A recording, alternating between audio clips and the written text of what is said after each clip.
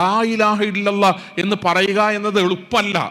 നബി സല്ലല്ലാഹു അലൈഹി വസല്ലം തങ്ങൾ ചൊല്ലിത്തന്നാൽ പോലും ജീവിതത്തിന്റെ അവസാനത്തെ സെക്കൻഡുകളിൽ ലാ ഇലാഹ ഇല്ലല്ലാഹ് എന്ന് പറയാനാകൂല എന്ന് പഠിപ്പിക്കുകയാണ് അബൂ ത്വാലിബ് നമ്മളെ. സഹോദരങ്ങളെ, സമാനമായൊരു സന്ദർഭമുണ്ട്.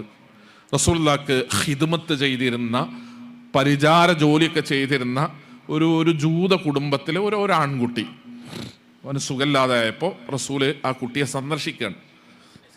ജൂതൻ്റെ വീട്ടിൽ പോയിട്ട് ആ കുട്ടിയെ കാണുകയാണ്. റസൂല് രോഗിയെ സന്ദർശിക്കുകയാണ്.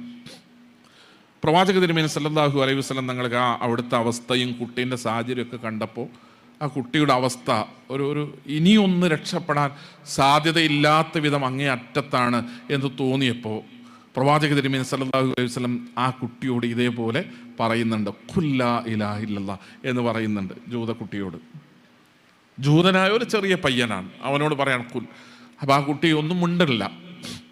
റസൂല് പറഞ്ഞു കൊടുക്കുന്നുണ്ട്, റസൂലിന് ഇഷ്ടമാണ്. പക്ഷെ റസൂൽ പറഞ്ഞു കൊടുക്കുന്നുണ്ട്, ഇവൻ്റെ വിശ്വാസത്തോടാണല്ലോ, ഇവൻ എന്താ ഈ ലാ ഇലാഹ ഇല്ലല്ലാഹ് എന്ന് പറഞ്ഞാൽ എന്താന്ന് അവൻ അറിയാം.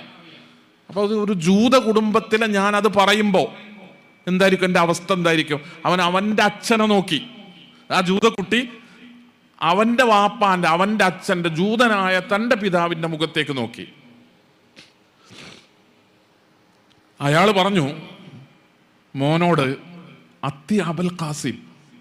എന്താ അങ്ങനെ പറഞ്ഞാൽ? അത്തി അബുൽ ഖാസിം, അബുൽ ഖാസിമിനെ അനുസരിച്ചേക്ക് മോനെ. അബുൽ ഖാസിം അല്ലാഹുവിന്റെ റസൂലിന്റെ വിളിപ്പേരാണ്.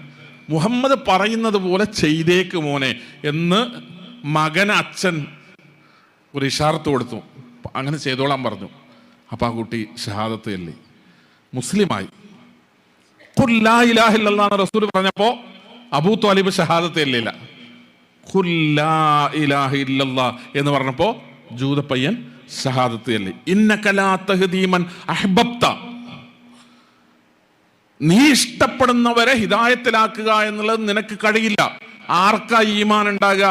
വലാകിന്നല്ലാഹ യഹ്ദീ മൻ യശാ, അള്ളാഹു ഉദ്ദേശിക്കുന്നവർക്കാണ് ഉണ്ടാവുക.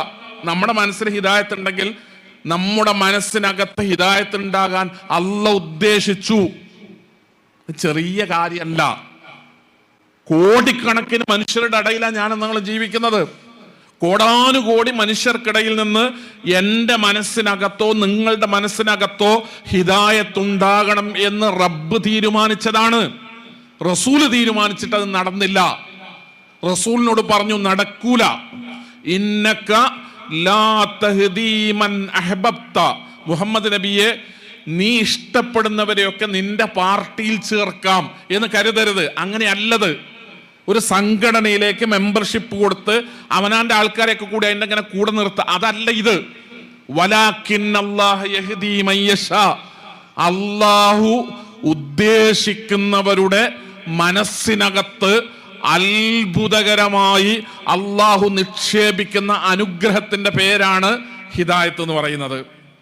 അതിങ്ങനെ ഉമ്മയും വാപ്പയൊക്കെ നല്ല പാണ്ഡിത്യമുള്ള വലിയ മൂല്യരായിരുന്നു വാപ്പ, ഉമ്മയും നല്ല നന്നായി പഠിച്ച ഉമ്മയായിരുന്നു. ഓരോ മക്കളായതുകൊണ്ട് ഞങ്ങൾ ഇങ്ങനെ ഹിദായത്തിൽ പോന്നു. അങ്ങനെ അങ്ങോട്ട് വിചാരിക്കരുത്, അങ്ങനെ കിട്ടൂല, അങ്ങനെ കിട്ടൂല.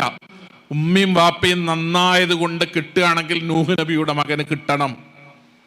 എല്ലാവരും മോശമായതുകൊണ്ട് കിട്ടാതിരിക്കുകയാണെങ്കിൽ ആസിയ ബീവിക്ക് കിട്ടാതിരിക്കണം. ഇതങ്ങനെയല്ല. പരമ്പരാഗതമായി കിട്ടുന്നതോ പരിസരം മുഴുവൻ ദുഷിച്ചതാണ് എന്നതുകൊണ്ട് കിട്ടാതിരിക്കുന്നതോ ആയ ഒന്നല്ല. യഹ്ദീ മൻ യശാ, അല്ലാഹു ഉദ്ദേശിച്ച